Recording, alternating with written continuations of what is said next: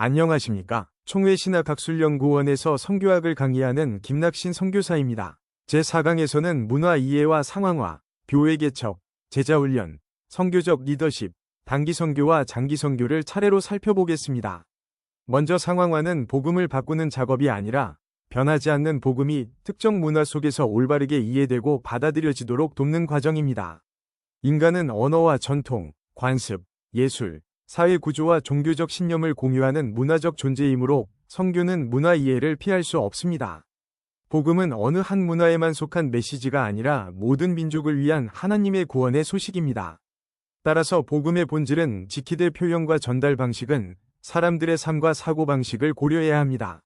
스티븐 베반스는 신학이 언제나 구체적인 문화와 역사적 상황 속에서 표현된다고 설명합니다. 오늘은 복음의 보편성과 문화의 다양성이 어떻게 조화를 이루는지 함께 배우겠습니다. 그러므로 선교자는 복음을 전하기 전에 먼저 사람들의 말을 듣고 그들이 세계와 삶을 어떻게 이해하는지 배우는 겸손을 갖추어야 합니다. 문화를 신학적으로 이해하려면 창조와 타락, 구원의 관점이 함께 필요합니다. 하나님은 인간을 자신의 형상대로 창조하시고 세상을 다스리며 돌보는 사명을 맡기셨습니다. 인간은 이 사명을 수행하면서 언어와 예술, 제도와 생활 방식 같은 다양한 문화를 형성해 왔습니다. 그러므로 문화 자체를 모두 악한 것으로 볼 수는 없습니다. 문화는 하나님의 창조 세계 안에서 인간이 살아가며 만들어낸 삶의 표현입니다. 그러나 인간의 타락 이후 욕심과 교만, 불의와 우상숭배가 문화 속에도 스며들었습니다. 선교사는 한 문화를 무조건 부정하거나 무비판적으로 받아들여서는 안 되며 그 안에 선한 요소와 죄의 영향을 함께 분별해야 합니다. 폴 히버트는 선교사가 현지 문화를 성경의 빛 아래 공동체와 함께 평가하는 비판적 상황화가 필요하다고 강조했습니다. 복음은 문화를 파괴하는 힘이 아니라 좋은 것을 회복하고 왜곡된 것을 새롭게 하는 구원의 능력입니다. 이러한 분별은 선교사가 혼자 결정하기보다 현지 신자들과 말씀을 함께 연구하고 기도하는 가운데 이루어져야 합니다. 상황화의 성경적 근거는 예수님과 사도들의 사역에서 분명하게 나타납니다. 성경은 특정한 시대와 문화 속에서 기록되었으며 하나님은 당시 사람들이 이해할 수 있는 언어와 표현을 사용해 말씀하셨습니다. 예수님은 씨 뿌리는 농부, 그물과 물고기, 잃어버린 양과 동전, 혼인잔치와 가정생활 같은 익숙한 소재로 하나님 나라를 설명하셨습니다. 이는 복음이 추상적인 이론이 아니라 사람들의 실제 삶 속에서 이해되어야 하는 메시지임을 보여줍니다. 바울도 유대인에게는 구약 성경을 중심으로 복음을 설명했고 아테네의 아레오바고에서는 알지 못하는 신에게라는 제단과 헬라 문화의 관심을 출발점으로 참된 하나님을 소개했습니다. 그는 청중의 문화를 존중했지만 우상 숭배를 그대로 인정하지는 않았습니다. 데이비드 보시는 선교가 언제나 복음과 문화의 만남 속에서 일어난다고 설명합니다. 역사적으로 현지 문화를 무시한 선교는 복음을 외래 문화로 보이게 했지만 문화를 깊이 이해한 선교는 복음이 현지인의 언어와 삶 속에 뿌리내리도록 도왔습니다. 상황화의 가장 중요한 원칙은 복음의 본질을 지키면서 표현을 적절하게 조정하는 것입니다. 복음의 핵심은 예수 그리스도의 십자가와 부활을 통한 구원이며 이 진리는 시대와 문화가 달라져도 변하지 않습니다. 상황화는 사람들의 기호에 맞추어 복음을 희석하거나 성경의 가르침을 포기하는 일이 아닙니다. 오히려 사람들이 복음을 오해하지 않도록 그들의 언어와 사고방식, 상징과 관계 구조를 이해하여 정확하게 설명하는 신학적 지혜입니다. 예배 형식과 음악, 설교의 예와 공동체 운영 방식은 문화에 따라 다양할 수 있지만 예배의 대상과 복음의 중심은 달라질 수 없습니다. 스티븐 베반스와 로버트 슈라이더는 상황화가 복음의 충실성과 문화적 적절성을 함께 추구해야 한다고 강조합니다. 그러므로 선교사는 무엇이 성경의 본질이고 무엇이 자신의 문화적 습관인지 구별해야 합니다. 복음은 문화를 초월하지만 동시에 문화 속에서 살아 역사하며 각 민족이 자신의 언어와 모습으로 하나님을 예배하도록 이끕니다. 이 균형을 잃으면 문화적 제국주의나 혼합주의로 흐를 수 있습니다. 오늘날 문화 이해와 상황화는 해외로 나가는 선교사에게만 필요한 과제가 아닙니다. 세계화와 이주로 인해 한 도시와 한 교회 안에서도 여러 언어와 문화가 만나고 있기 때문입니다. 선교에 참여하는 사람은 먼저 현지 언어를 배우고 역사와 전통, 가족관계와 종교적 배경을 이해하려는 겸손한 태도를 가져야 합니다. 이러한 배움은 단순한 정보 수집이 아니라 사람을 존중하고 신뢰를 형성하는 과정입니다. 동시에 문화의 모든 요소를 옳다고 여기거나 자신의 문화를 기준으로 전면 부정하는 두 극단을 피해야 합니다. 폴 히버트가 제안한 비판적 상황화처럼 성경 말씀, 현지 공동체의 질문, 선교적 분별을 함께 사용해야 합니다. 복음은 개인의 마음만이 아니라 가정과 공동체, 사회의 관계와 가치에도 영향을 줍니다. 교회는 이웃으로 찾아온 이주민과 다문화 가정을 새로운 선교의 대상으로만 보지 말고 함께 배우고 섬길 하나님의 백성으로 받아들여야 합니다. 이러한 상황화의 지혜는 다음에 살펴볼 교회 개척이 현지 문화 속에서 건강하게 뿌리내리는 기초가 됩니다. 이제 교회 개척 선교를 살펴보겠습니다. 교회 개척은 아직 교회가 없거나 복음이 충분히 전해지지 않은 지역에 새로운 신앙 공동체를 세우는 사역입니다. 여기서 중요한 것은 건물이나 조직을 만드는 일이 아니라 복음을 들은 사람들이 예수 그리스도를 믿고 함께 예배하며 말씀을 배우고 서로를 돌보는 공동체로 성장하도록 돕는 것입니다. 선교의 열매가 개인의 회심에만 머물면 신앙은 쉽게 고립될 수 있지만 교회 공동체가 세워지면 복음은 다음 세대와 주변 지역으로 지속해서 전해질 수 있습니다. 데이비드 보시는 교회를 선교의 목적이면서 동시에 선교를 수행하는 공동체로 설명합니다. 교회는 복음으로 세워지고 다시 복음을 전하는 공동체이기 때문입니다. 따라서 건강한 교회 개척은 전도, 세례, 말씀 교육, 제자 훈련, 지도자 양성, 지역사회 섬김을 함께 포함해야 합니다. 교회 개척 선교는 교회의 숫자를 늘리는 경쟁이 아니라 하나님 나라의 백성이 한 지역 안에서 살아있는 증거가 되도록 세우는 긴 과정입니다. 그 중심에는 언제나 예수 그리스도와 성경 말씀이 있어야 합니다. 교회 개척의 성경적 모습은 사도행전에서 뚜렷하게 확인됩니다. 성령 강림으로 예루살렘 교회가 시작되었고 박해로 흩어진 성도들을 통해 복음은 유대와 사마리아로 확산되었습니다. 이어 바울과 동역자들은 소아시아와 유럽의 여러 도시에서 복음을 전하고 갈라디아, 에베소, 빌립보, 데살로니가, 고린도 등의 교회 공동체를 세웠습니다. 바울은 단순히 한번 설교하고 떠난 것이 아니라 새 신자들을 가르치고 장로와 지도자를 세우며 편지를 통해 교회가 믿음 안에서 성장하도록 계속 돌보았습니다. 그의 도시 중심 전략도 주목할 필요가 있습니다. 에베소와 고린도 같은 상업과 문화의 중심지의 교회가 세워지면 복음이 주변 지역으로 자연스럽게 확산될 수 있었습니다. 롤런드 앨런은 바울의 선교 방법에서 성령을 신뢰하고 현지 신자들에게 책임을 맡기는 원리를 강조했습니다. 교회 개척은 외부 선교사가 모든 일을 계속 통제하는 방식이 아니라 현지 공동체가 말씀과 성령 안에서 스스로 서도록 돕는 사역이어야 합니다. 이러한 원리는 오늘날의 교회 개척에도 중요한 기준이 됩니다.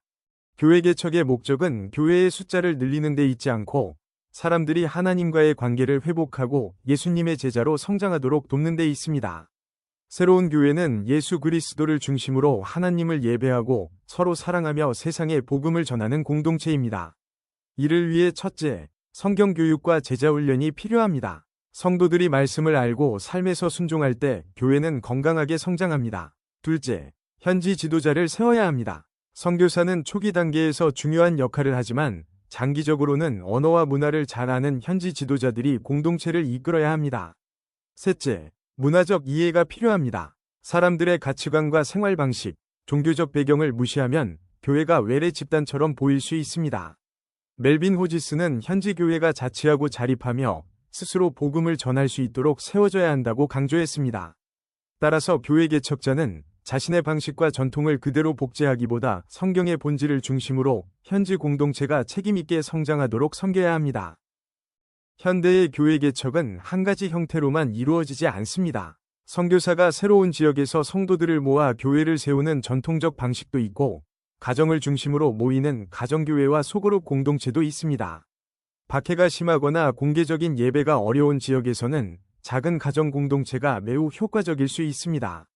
또한 주요 도시에 교회를 세워 주변 지역으로 복음이 확산되도록 하는 도시 중심 전략도 활용됩니다. 그러나 교회 개척에는 문화적 차이, 사회적 반대, 경제적 어려움, 지도력 부족 같은 도전이 따릅니다. 이러한 어려움은 개인의 열정만으로 해결하기 어렵기 때문에 파송교회와 선교단체, 현지 교회의 협력이 필요합니다. 교회는 선교사를 기도와 재정으로 지원할 뿐 아니라 사역의 책임성과 건강성을 함께 점검해야 합니다.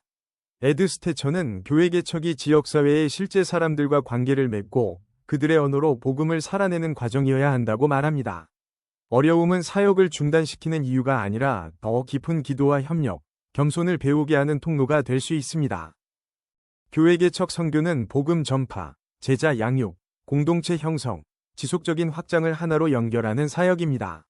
아직 복음을 듣지 못한 사람들에게 예수 그리스도의 소식을 전하고 믿게 된 사람들을 말씀과 공동체 안에서 성장시키며 하나님을 예배하고 서로 사랑하는 교회를 세워야 합니다.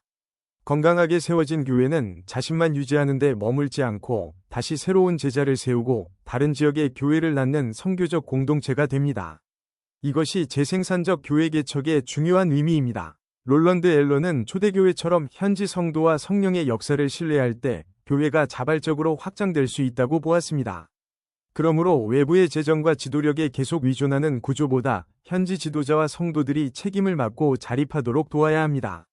교회는 건물이 아니라 복음으로 부름받은 사람들의 공동체이며 그 공동체가 다시 세상을 향해 나아갈 때 하나님 나라가 확장됩니다.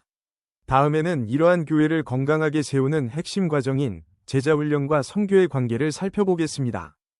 제자훈련과 선교는 서로 분리된 두 사역이 아닙니다. 선교의 목적은 복음을 전하여 사람들이 예수 그리스도를 믿게 하는 데서 멈추지 않고 그들이 예수님의 말씀을 배우고 순종하며 제자로 살아가도록 돕는 데 있습니다.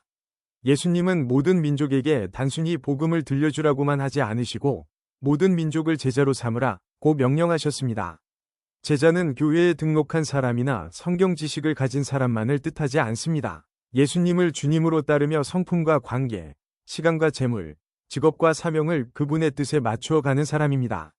로버트 콜먼은 예수님의 선교 전략이 많은 군중을 모으는 데만 있지 않고 소수의 제자들과 함께 살며 그들을 훈련하여 다시 다른 사람을 세우게 하는 데 있었다고 설명합니다.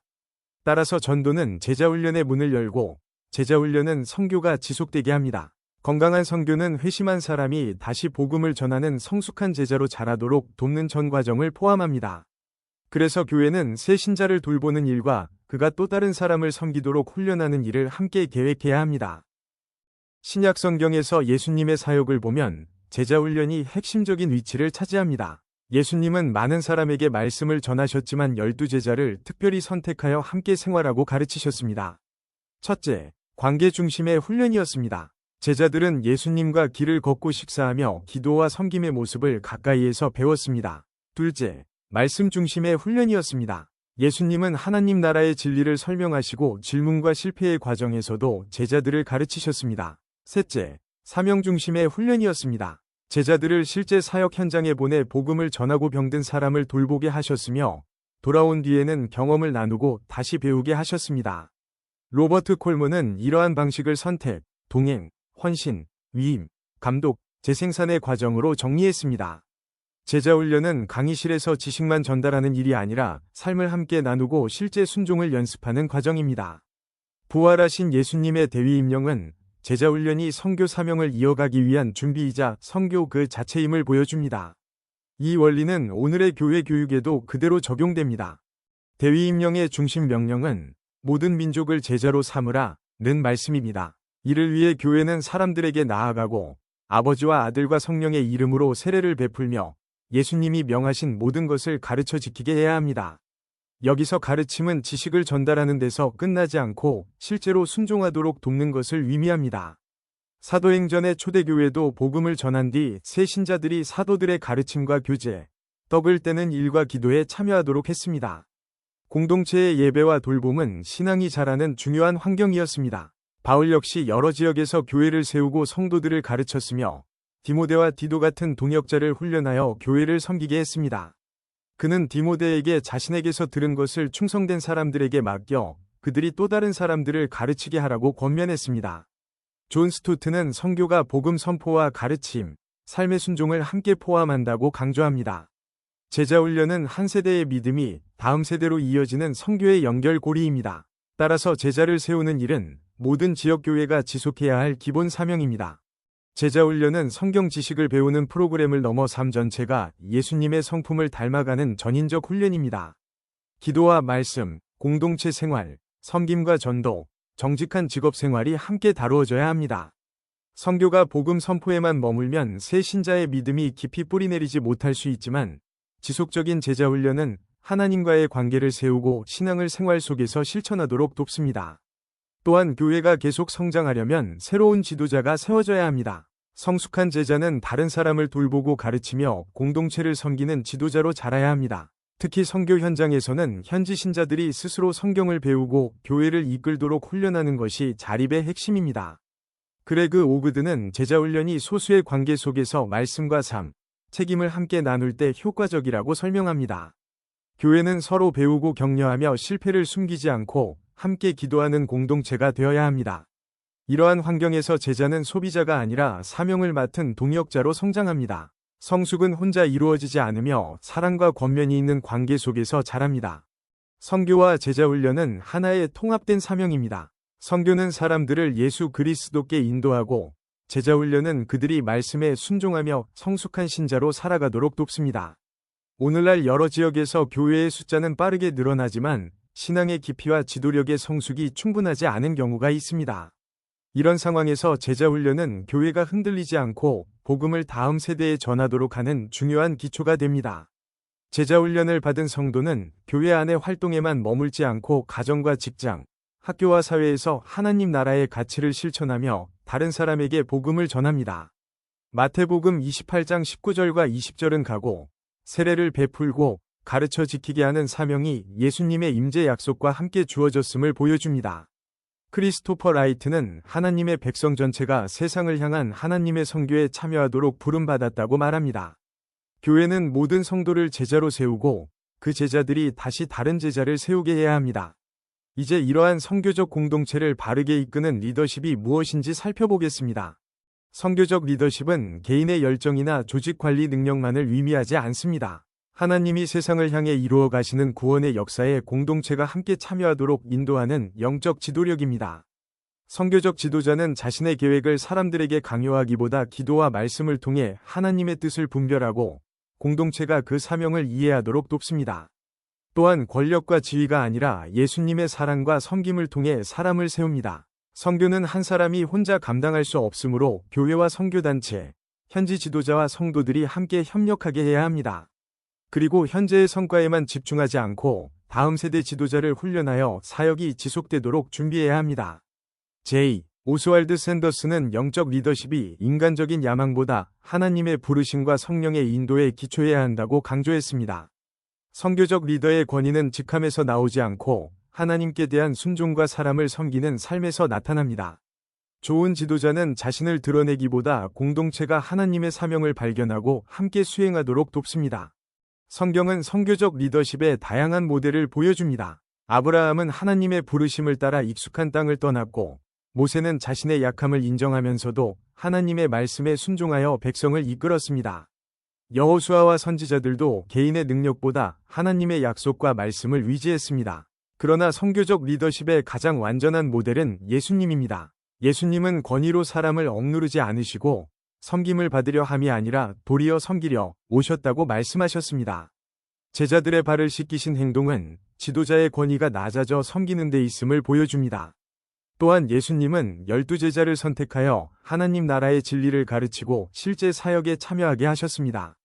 그들이 실패할 때 바로잡고 다시 맡기시며 복음을 전하는 지도자로 준비시키셨습니다. 로버트 그린리프가 정리한 섬기는 리더십도 지도자의 첫 책임이 사람의 성장과 공동체의 유익에 있다고 봅니다. 성경적 지도자는 사람을 자신의 일을 위한 도구로 사용하지 않고 하나님이 맡기신 존재로 존중하며 세워줍니다. 초대교회에서 사도들은 복음을 전하고 교회를 세우며 성도들을 가르치는 책임을 감당했습니다. 동시에 모든 일을 자신들이 독점하지 않고 공동체의 필요에 따라 새로운 일꾼을 세웠습니다. 사도행전 6장에서 7사람을 세워 구제와 돌봄을 맡긴 것은 역할을 나누고 은사를 활용한 공동체 리더십의 좋은 예입니다.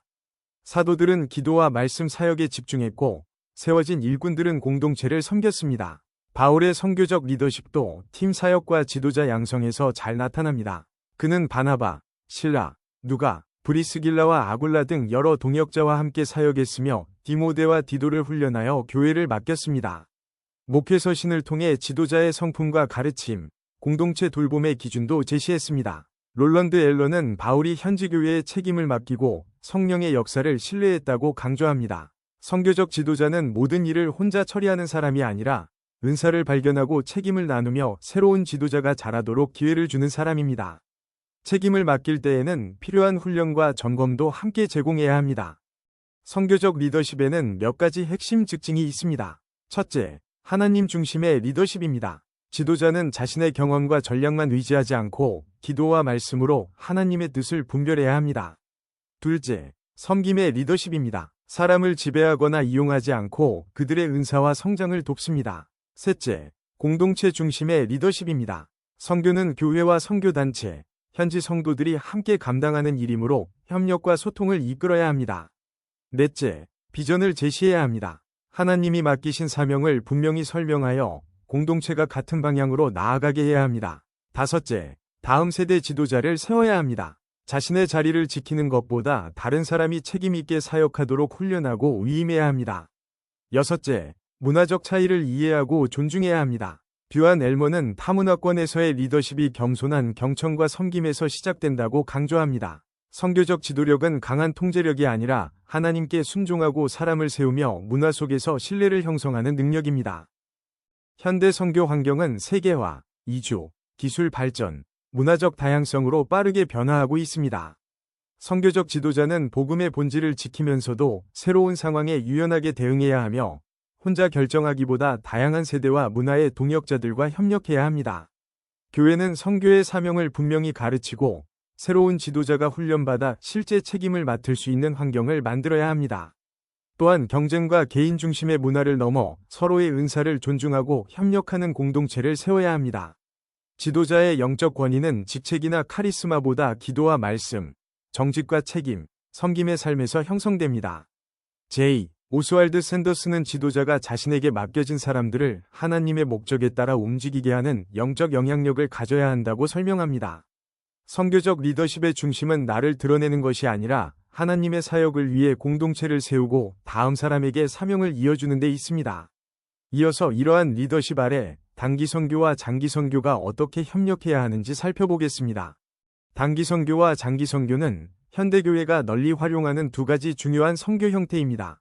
장기 선교는 선교사가 한 지역과 문화권에 오랫동안 머물며 언어를 배우고 관계를 형성하여 교회 개척과 제자 훈련을 지속하는 사역입니다. 단기 선교는 비교적 짧은 기간 동안 팀이 현장을 방문하여 전도, 교육, 위료, 봉사와 같은 사역에 참여하는 방식입니다. 두 형태는 목적과 기간, 역할이 다르지만 서로 경쟁하는 개념이 아닙니다. 장기 선교 없이 단기팀만 반복해서 방문하면 현지 상황을 깊이 이해하기 어렵고 사역의 지속성이 약해질 수 있습니다. 반대로 장기 선교가 파송교회와 성도들의 참여 없이 고립되면 필요한 인적 전문적 지원과 선교 동력이 줄어들 수 있습니다. 로버트 프리스트는 단기 선교가 현지 교회와 장기 사역자의 계획 안에서 준비되고 평가될 때 더 건강한 열매를 맺을 수 있다고 강조합니다. 교회는 각 방식의 장점과 한계를 이해하고 하나의 선교 비전 안에서 연결해야 합니다. 모든 계획은 현지인의 유익과 교회의 지속성을 우선해야 합니다. 장기 선교는 특정 지역과 문화권에서 여러 해 동안 생활하며 복음을 전하고 교회를 세우며 제자를 양육하는 사역입니다. 선교사는 현지 언어와 문화를 배우고 사람들과 깊은 신뢰관계를 형성하기 때문에 복음을 더 정확하게 상황화할 수 있습니다. 바울도 선교 여행을 계속했지만 고린도와 에베소 같은 도시에서는 오랜 기간 머물며 말씀을 가르치고 교회를 세웠습니다. 장기 선교의 첫째 가치는 깊은 관계와 지속적인 제자 훈련입니다. 새 신자들의 질문과 어려움을 오랜 시간 함께하며 지도할 수 있습니다. 둘째는 문화 이해입니다. 가족 구조, 종교적 세계관, 의사소통 방식을 실제 삶 속에서 배울 때 오해를 줄일 수 있습니다. 셋째는 현지 지도자와 자립 공동체를 세우는 일입니다. 그러나 언어 습득, 문화 적응, 경제적 부담, 가족의 어려움은 큰 헌신을 요구합니다. 폴 히버트는 타문화 선교사가 먼저 배우는 사람의 자세를 가져야 한다고 말합니다. 장기 선교는 빠른 성과보다 한 지역에 깊은 뿌리를 내려 지속 가능한 공동체를 세우는 사역입니다. 단기 선교는 몇 주에서 몇 달 동안 선교 현장을 방문하여 전도, 교육, 위료, 건축, 어린이 사역과 같은 활동에 참여하는 선교 형태입니다. 장기 선교가 특별한 부르심과 장기간의 준비를 요구한다면 단기 선교는 더 많은 성도들에게 현장을 경험하고 세계 선교를 이해할 기회를 제공합니다. 참여자들은 다른 문화의 사람들을 만나며 자신의 신앙과 생활을 돌아보고 파송교회는 현장의 필요를 더 구체적으로 알게 됩니다. 또한 단기팀의 전문성과 인력은 장기 선교사의 교육 위료 봉사 사역을 지원할 수 있습니다. 그러나 짧은 기간에는 현지 문화와 관계를 충분히 이해하기 어렵기 때문에 선의로 한 행동도 부담이나 오해를 만들 수 있습니다. 현지 교회와 무관하게 독자적인 프로그램을 진행하거나 사진과 성과에만 집중해서도 안 됩니다. 커트 알렌도르퍼와 로버트 프리스트의 연구는 철저한 사정교육, 현지 파트너십, 사후 성찰의 중요성을 강조합니다. 단기 선교는 방문 자체가 목적이 아니라 장기적인 현지 사역을 겸손하게 지원하는 방식으로 준비되어야 합니다.